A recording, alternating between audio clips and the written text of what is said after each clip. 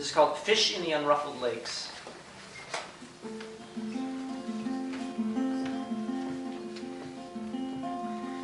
Fish in the unruffled lakes, their swarming colors wear swans in the winter air, a white perfection hair.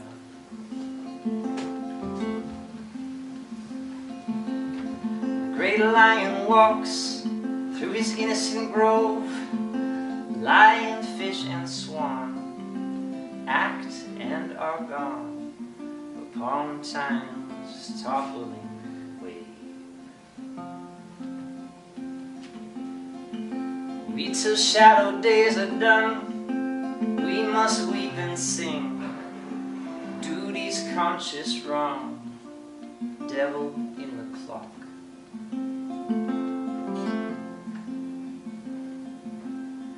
Goodness carefully worn for atonement or for luck, when we must lose our loves on each beast and bird that moves, turn an envious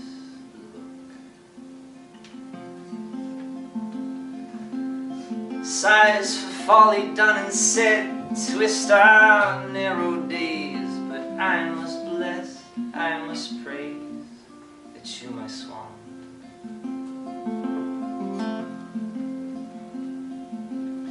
We have all gifts that to the swan impulsive nature gave majesty and pride. Last night should add your voluntary love.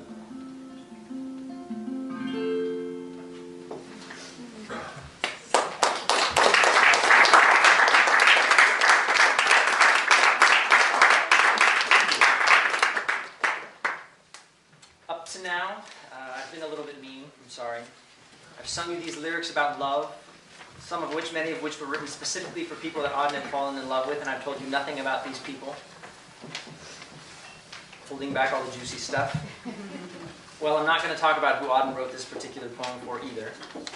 I will at this time, however, tell you about the man that Auden fell head over heels for just after arriving in the United States in 1939.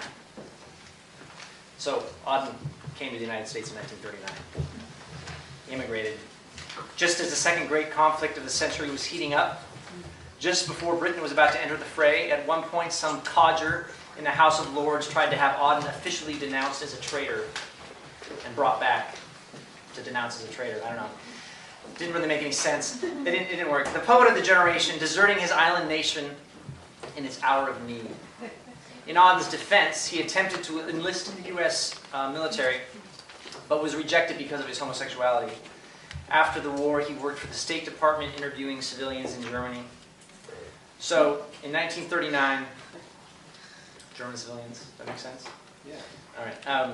In 1939, he comes to the States and falls in love.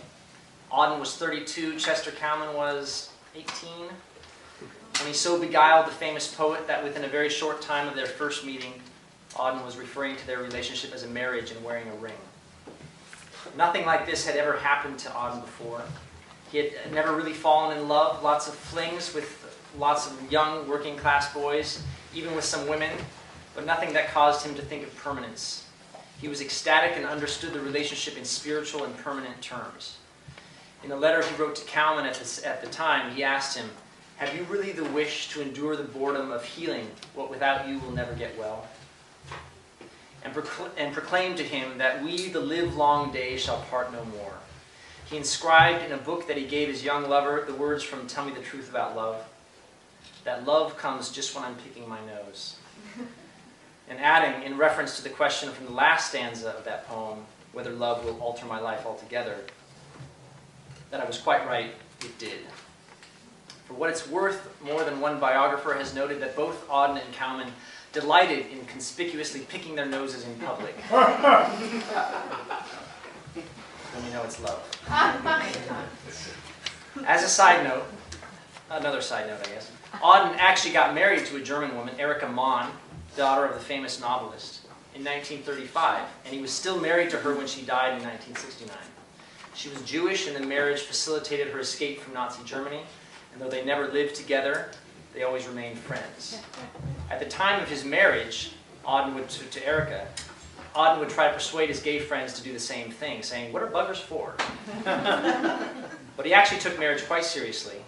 Like everything he said, which is not the involuntary result of fleeting emotion, but the creation of time and will, any marriage, happy or unhappy, is infinitely more interesting than any romance, however passionate. Beneath it all, Auden was the marrying type. Chester Cowman was not. After only a year into their marriage, Chester had an affair and told Auden flatly that they could remain as friends but never again lovers. In Auden's Christmas oratorio, entitled For the Time Being, we are privy to Joseph's perspective as he faces the evidence that Mary, his betrothed, has deceived and betrayed him. Auden admitted that this section of the poem was inspired by the betrayal he had suffered at the hands of Chester. So this is actually the very last poem in your leaflet. So just flip to the back there. The chorus sings, "Joseph, have you heard what Mary says occurred? Yes, it may be so. Is it likely? No. Mary may be pure, but Joseph, are you sure? How is one to tell? Suppose, for instance, well..." To which Joseph replies, "Where are you, Father, where? Caught in the jealous trap of an empty house, I hear, as I sit alone in the dark, everything, everything. The drip of the bathroom tap, the creak of the sofa spring, the wind in the air shaft, all making the same remarks stupidly, stupidly, over and over again. Father, what have I done? Answer me, Father, how can I answer the tactless wall or the pompous furniture now?" Eventually, after much tribulation, Auden decided to accept Chester's offer of friendship. His perspective on the newly defined relationship can be summed up in one line from a poem he wrote at the time. "If equal affection cannot be, let the more loving one be me."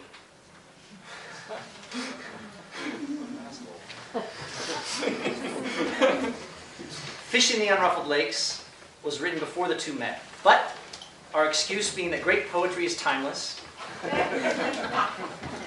the fact that you've all had a glass of wine, we shall say that there is a way in which we can surely read the poem as being about Chester. It is in the last stanza there in The Swan. This creature of nature in which nature did not hold back, but on whom she lavished her gifts. Auden was compelled by Chester's physical beauty, his wit, undeniable charm. Are these not gifts of the proud swan? And all of this reminds us of the involuntary powers of the previous lyric.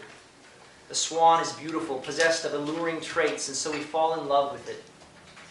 In the first stanza, the lion, fish, and swan who act and are gone seem controlled by fate. When the swan returns at the end, it has become more human because it gives a love which is voluntary. In the Annunciation scene, again from the Christmas oratorio, written in the 40s, Auden writes a dialogue between Gabriel, Angel Gabriel, and Mary. This is also in the back of your leaflet, in which Mary's consent is just as important as Gabriel's pronouncement. Gabriel says to her, "When Eve, in love with her own will, denied the will of love and fell, she turned the flesh love knew so well to knowledge of her love, until both love and knowledge were of sin. What her negation wounded, may your affirmation heal today. Love's will requires your own, that in the flesh whose love you do not know, love's knowledge into flesh may grow."